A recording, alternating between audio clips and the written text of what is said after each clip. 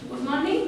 आज हम class 11 science commerce Hindi medium और इंग्लिश मीडियम दोनों ही हिंदी का लेसन 3 पद्य पढ़ेंगे, जिनके कवि हैं राम नरेश त्रिपाठी। राम नरेश त्रिपाठी का जन्म 1881 में हुआ और उनकी मृत्यु सन 1962 में। राम नरेश त्रिपाठी की जो रचनाएं हैं वो मिलन, पथिक, स्वप्न, खंड काव्य और मानसी फुटकर कविता संग्रह। अब खंड काव्य किसे कहते हैं? जो बड़ा ना होके छोटे रूप में होता है, जो एक ही छंद में समाप्त हो जाता है। यहाँ पे पथिक उनका खंड काव्य है, एक ऑब्जेक्टिव क्वेश्चन।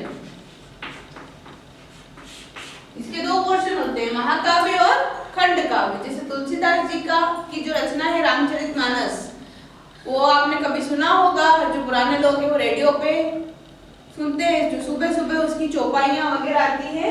और ये है खंड काव्य, जो कि एक ही सर्ग में, महाकाव्य में बहुत से सर्ग होते हैं और खंड काव्य में एक ही सर्ग में वो पूरा हो जाता है।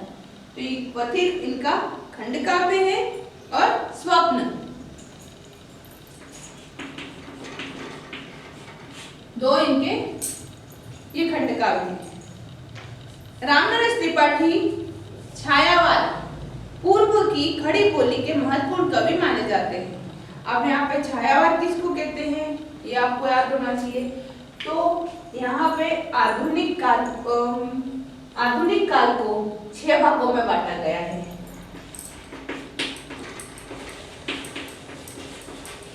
आधुनिक काल 6 भागों में विभाजित किया गया है। आधुनिक काल पहला है भारतेंदु युग,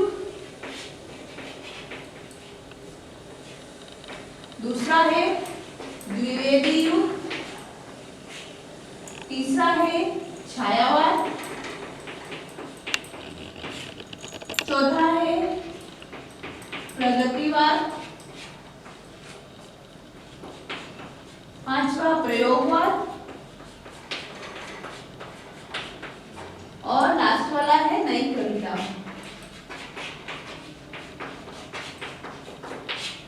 तो तीसरा है छायावाद। तो छायावाद पूर्व की खड़ी बोली के जो महत्वपूर्ण कवि हैं वो राम नरेश त्रिपाठी हैं। अब यहाँ पे छायावाद के जो सबसे इम्पोर्टेंट कवि हैं वो जयशंकर प्रसाद, महादेवी वर्मा, सुमित्रानंदन पंत और निराला, ये 4 कवि हैं। और उसके बाद में जिनके नाम आते हैं वो है राम नरेश त्रिपाठी।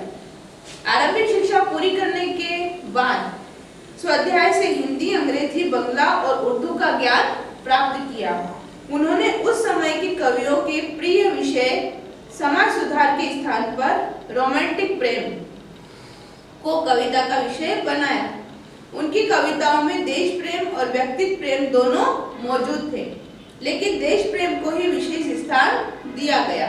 कविता कुमुदी 8 भाग हैं। इसके में उन्होंने हिंदी, उर्दू, बंगला और संस्कृत की लोकप्रिय कविताओं का संकलन किया और इसी के एक खंड में ग्राम गीत संकलित है। उन्होंने गांव-गांव में घूमकर एकत्र किया, जिन्होंने ग्राम-ग्राम में घूमकर एकत्र किया था।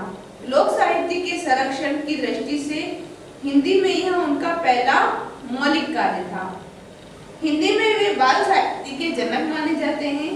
इन्होंने कई वर्षों तक बानर नामक बाल पत्रिका का संपादन किया। ये एक ऑब्जेक्टिव क्वेश्चन है कि उन्होंने कौन सी पत्रिका का संपादन किया, जिसमें मौलिक एवं शिक्षाप्रद कहानियां, प्रेरक प्रसंग आदि प्रकाशित होते थे। इसके अलावा उन्होंने नाटक, उपन्यास, आलोचना और संस्मरण आदि अन्य विधाओं में भी रचनाएं की। ये नाटक, उपन्यास, आलोचना, संस्मरण ये सारी गद्य की विधाएं हैं। प्रस्तुत अंश पथिक शीर्षक खंड काव्य के पहले सर्ग से लिया गया है। इस दुनिया के दुखों से विरक्त काव्य नायक पथिक प्रकृति के सौंदर्य पर मुक्त होकर वहीं बसना चाहता है। अब मतलब जो पद्य हैं इसमें प्रकृति के बारे में आपको बता रखा है। यहाँ किसी साधुजन द्वारा संदेश ग्रहण करके वह देश सेवा का व्रत लेता है। राजा द्वारा उसे मृत्युदंड मिलता है, परंतु उसकी कीर्ति समाज में बनी रहती है। सागर के किनारे खड़ा पथिक उसके सौंदर्य पर मुग्ध है।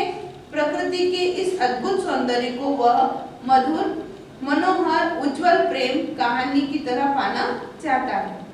प्रकृति के प्रति पथिक का यह प्रेम उसे अपनी पत्नी के प्रेम से दूर ले जाता है।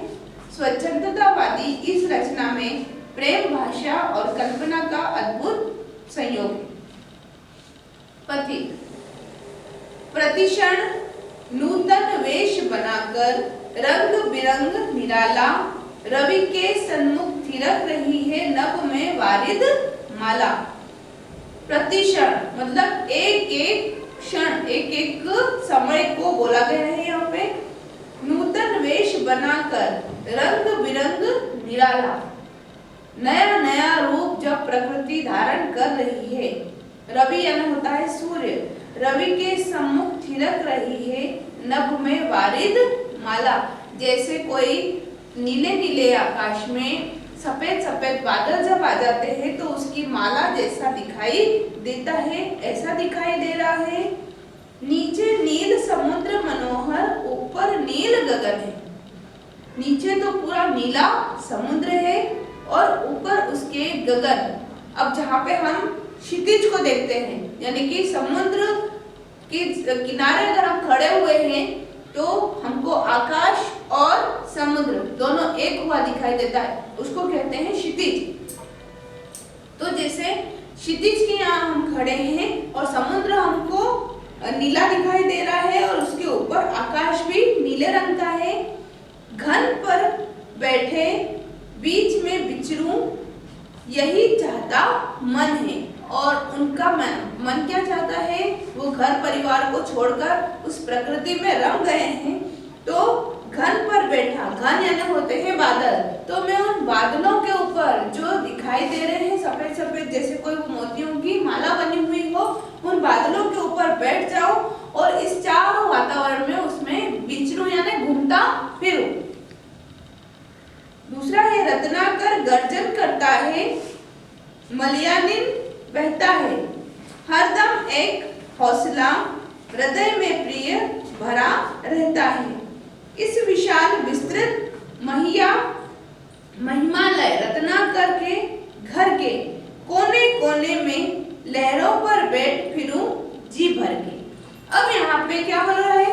रत्नाकर, रत्नाकर बोलते हैं जिसमें रत्न भरे हुए हैं, यानी कि समुद्र, उसमें बहुत सारे रत्न भरे हुए हैं। तो रत्नाकर गर्जना करता, जैसे चट्टानों से जो पानी टकराता है तो रत्नाकर यानी समुद्र की आवाज आती है जोर जोर से, जैसे कोई वो गर्जना कर रहा हो और वो बहता चला जाता है। एक लहर आती है और दूसरी बहा के किसी को ले जाती है। हरदम यह हौसला हृदय में प्रिय भरा रहता, और उस समुद्र को देखकर ये हौसला हमारे मन में रहता है।